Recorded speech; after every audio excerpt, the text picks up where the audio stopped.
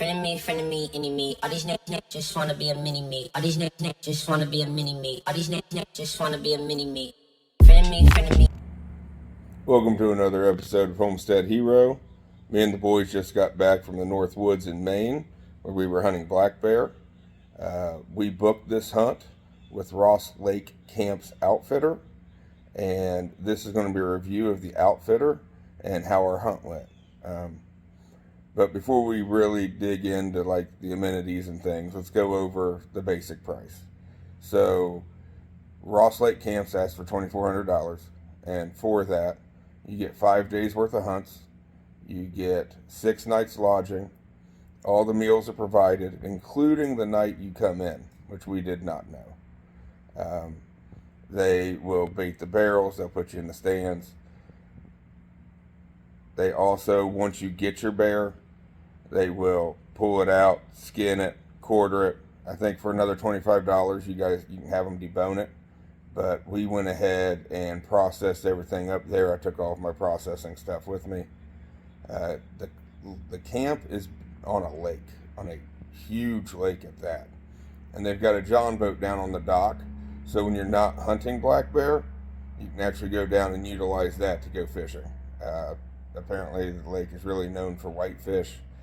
We didn't do a lot of fishing. We did some, just enough to catch things that no one would eat. But we had an absolute blast, and I'll go through some pictures and videos and show you what we got. Go over the lodging and amenities. The lodges are really nice. This is probably where I failed the most where it came to taking pictures. We pulled in late, ended up throwing all of our stuff down. Didn't really get good pictures of the inside of the lodge that we stayed in. But I can describe it. In the first room, each lodge is a little different, but we had a table that could probably seat 6 or 8. An absolute huge kitchen with a sink, plenty of counter space, a propane fridge and freezer. So we completely overpacked for this hunt. We didn't know exactly what they would have, but the whole camp is ran off of generator, and they have Wi-Fi, so you can, use your phone or talk to the family or send pictures to the kids. The camp is located 83 miles into a logging road, so I mean you are out into the middle of wilderness, and it doesn't even feel like it. They have a main dining hall where it has pictures of the trophies that have been taken from the camp. That's where all the cooking is done. We all sit down after the hunt for dinner and we eat. You get breakfast at 7, you'll get lunch at 12, and then you take your showers around 1, and then you hit the truck and they start putting you in the stands about 1:30 and 2, and then you'll hunt to the end of legal light. The camp also has like a giant place where you can hang moose, because they don't just do bear hunts, they do moose, they do grouse, they do ice fishing, and they also do guided brook trout fishing as well. I can't speak high enough of Dan and Sharon, the runners of the outfitters. It was absolutely phenomenal. The camp was impressive. They ran the generator up until 10:30, and then it was shut down, but the Wi-Fi stayed on all night. I have no idea how that works. They were in the construction of a new shower house. So the pictures you're looking at for that, it's not complete, but you can tell it's a work in progress. They were really nice. The showers were hot, on-demand water heater, flushing toilets if that's your thing. They also have like 6 or 8 outhouses stationed all around where the housing is. If you go down a little farther, on the lake side of it, there's a dock. That's where the boat stays. They got a big fire pit down there, so you can sit down there and have fires after your hunt or prior. It was absolutely gorgeous, especially at night. I couldn't get photos or videos of it because it just doesn't do it justice.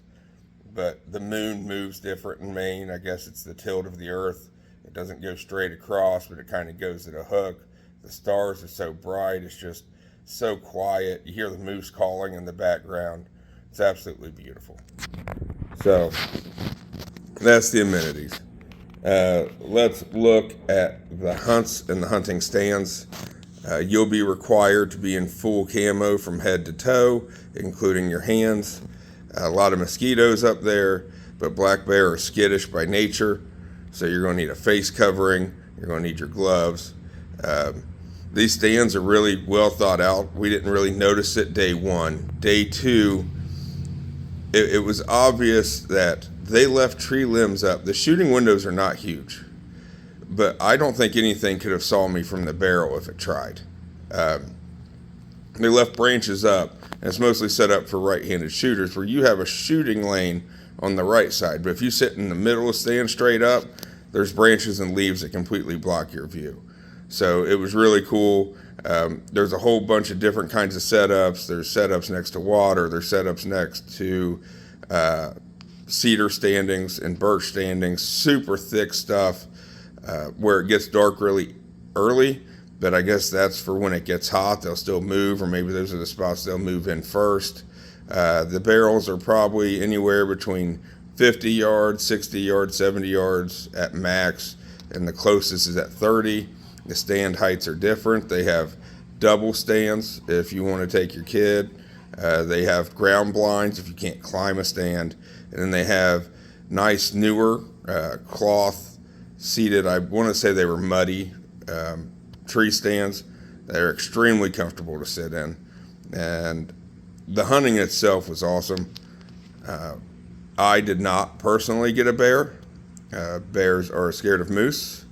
I am the moose man, basically. I didn't have a seat where a moose didn't come through. I guess it was pre-rut for them, so yay for me. And I saw a ton of grouse, but 3 out of 5 of our guys got bears, and that's pretty good odds. All right, let's talk about this kitchen and the food. We packed probably $200 worth of snacks. We brought way too many coolers. We had no idea. We didn't anticipate to have fridges. There was fridges in the lodge itself, but over the course of a week, at no point did we hit our snacks. These meals are great.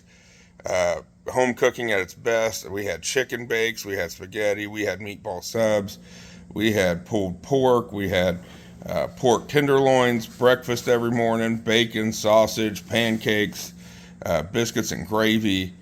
Our lunches consisted of like grilled cheese and tomato soup. We had some salads, homemade chicken patties.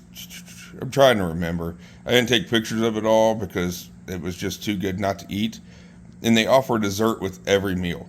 And they cook enough to where you can have doubles and triples if you want. You're not going hungry. I mean, they go above and beyond in the kitchen. So to conclude this video, as far as my rating of the outfitter, I absolutely loved them. We had a meeting on our last night, the group of guys that went up. Several of us agreed that we were going to come back, bring our kids. The issue isn't with the outfitter. Maine's a long haul from Ohio. I think it was about a 24-hour trip for us there, 24 hours back. Also, Maine doesn't have the biggest bear, but you can buy a permit and a license for bear over the counter. So that's what really makes them appealing. You can hire an outfitter and try to position yourself the best you can for a bear. I mean, I'm living proof of it, but there's no guarantees. This isn't a high fence. This is a fair chase hunt that takes an incredible amount of patience. The outfitter put me in 3 different stands over the course of a week, trying to give me my best shot at least seeing a bear. They run like a 98% chance of seeing bear, 50% kill rate, just because people choose to pass up on them, or, they take a bad shot, so on and so forth. Moving forward, I would not book my hunt the last week of bear.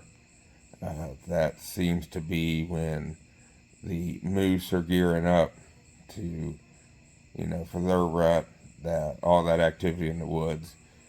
Also, moose season starts like a week later, so there's an ungodly amount of traffic.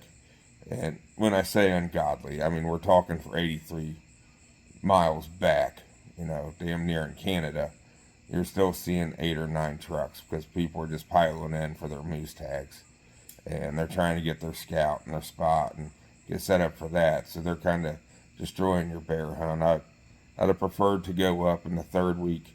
We unfortunately hit a rough patch in weather. It was like 85. The 3 weeks prior to us getting there, the weather was perfect, 65, 70s. That's the nature of the game, man. You can't call it. But what I can say is that they did everything they could in their power to put us on the bear. I mean, Dan's amazing. The guy has a rigid schedule. He does it the same way every single time. We love the amenities. The cooking was top notch. Never going hungry is a big thing in there. Me and a buddy are discussing going up maybe next year for some grouse. Maybe get away from the bear a little bit, give that a couple of years, and maybe go back. But I love it. 2 thumbs up for me. I hope they get outstanding reviews from everybody. I assume everyone has the treatment we had. They were easy to talk to.